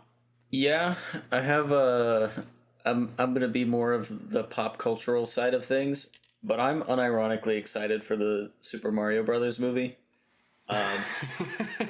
Mario has always been a staple of like what I grew up playing, and so I just Same. love that world and that like the characters, and I feel like from what we've seen of the movie, they're probably gonna bite off way more than they can chew, trying to bring in like Super Smash references and Mario references and Mario Kart references. But Jack Black as Bowser is just weirdly the best decision. And I can't wait to see that. Seth Rogen is Donkey Kong. I really want to see that. That's and pretty so good. Charlie feel like- Day is Luigi. That's like inspired casting, in my opinion. The wonderful Italian American heritage on display from Mario and Luigi in this movie. Yeah, It's incredible. for real. But the trailer gave me like big Super Mario Brothers 2 vibes where they all get to like get the power-ups and be the hero. And so I think it'll be a lot of fun. So that one is unironically pretty high up there. And then I'm actually pretty excited for Guardians of the Galaxy Volume 3. The holiday special for Guardians was the first actually that and Werewolf by Night were like the two big Marvel things that I really latched onto, which I felt pretty dead to Marvel in the past 2 years, as we talked about with No Way Home. But I think James Gunn has always had a good idea of what he wants his Guardians movies to be. And even if that's not always like what I would go for, because I definitely have, faults with like Guardians 2 in particular. but I think seems to be pretty locked into like wrapping up the story. It seems to have some kind of finality to it, which Marvel doesn't really have, and so it'll be nice to have, just these characters that at this point have been around for almost 10 years kind of go their own way. Dave Bautista is continuing to climb the Hollywood ladder, so I'm excited to see him kind of give a send off to the role that put him on the map too. So I think it'll be a lot of fun. Yeah, and he's absolutely dying in that movie. The way he's talking about Drax and being like, "Oh yeah, it was great. You know, I had a really wonderful time in the Marvel universe." He's like, he is dead in the third act of that movie. Yeah, There's well, no question. He's threatened to quit like ever since James Gunn got fired the first time. So you can't sell no dead action surprise. figures, Nick. That's right. No, it's multiverse stuff now, so Yeah. nothing matters. So he'll just come back, but it'll be someone else. It'll be John Cena as Drax or whatever, and they'll just continue from there. It's great. Robert Downey Jr., 70 years old, will come back. It's wonderful. Are we looking forward to the other two Marvel movies at all? We got Quantumania in February, and then we have the Marvels, which I don't think. Yeah, I'm seeing a lot of head shaking there. So I'm gonna say nobody is excited for that one. Jonathan Majors, I'm in, and I actually I think Ant-Man, and this one will be a little bit different, but Ant-Man always has been like a nice palate cleanser, and I loved Ant-Man and the Wasp.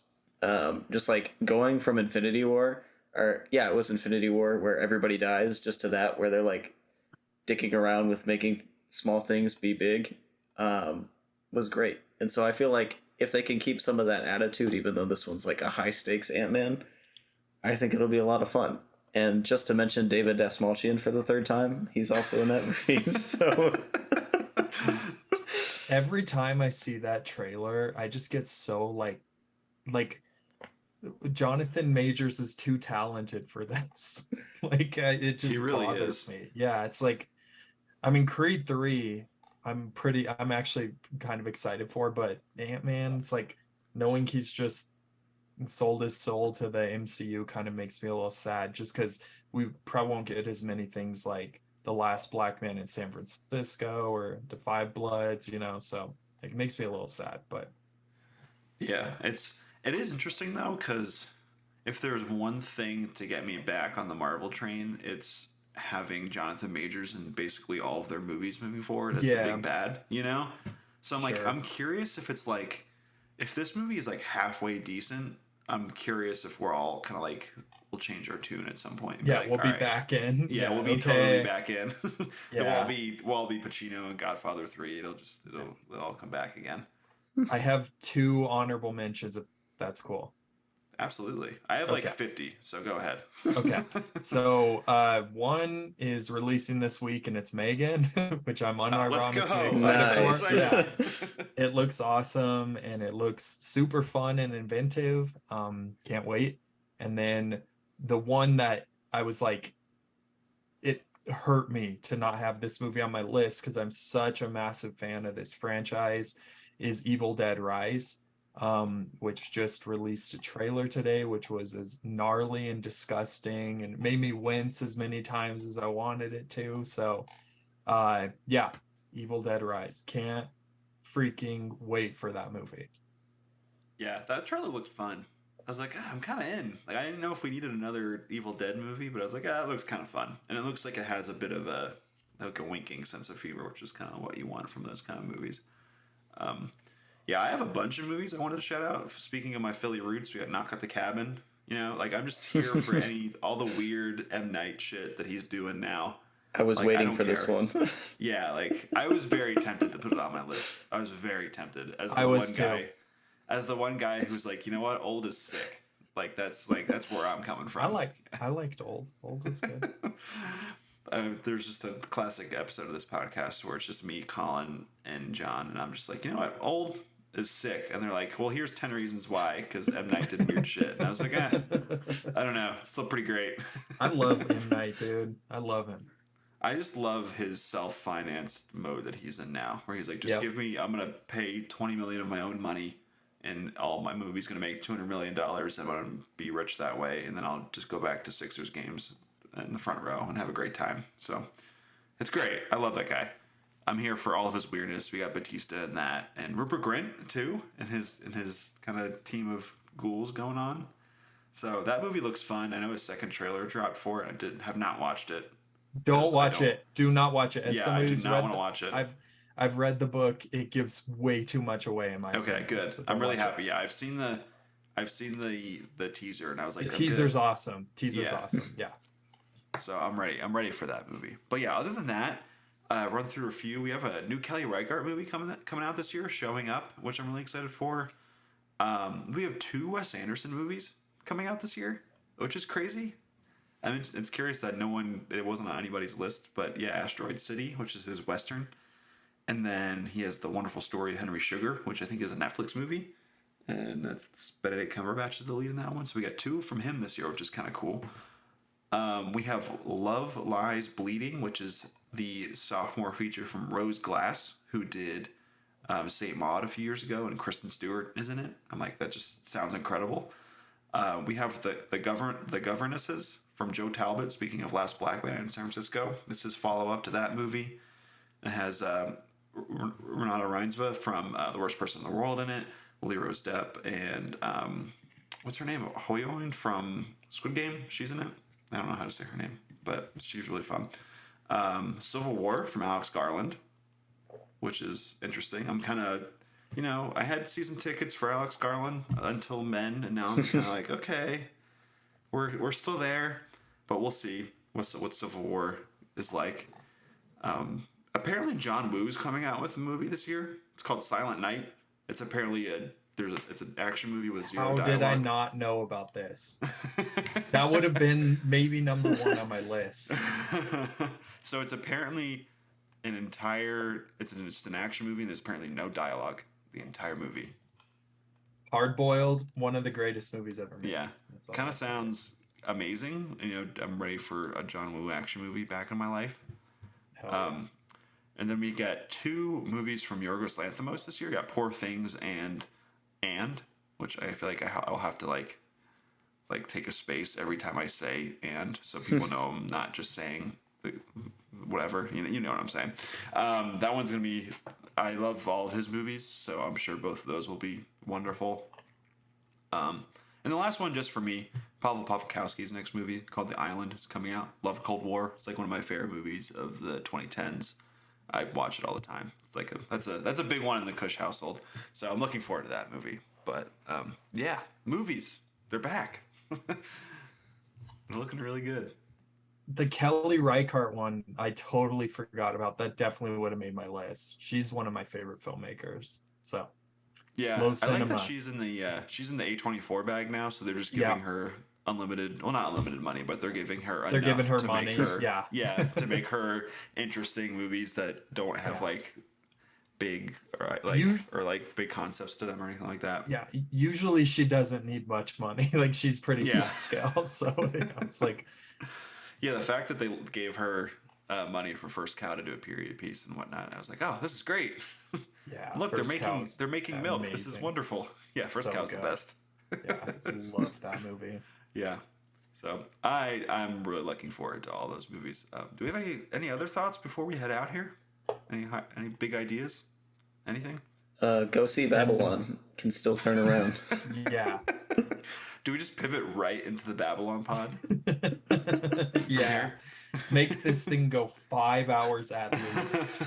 All right. Well, thank you everybody for listening.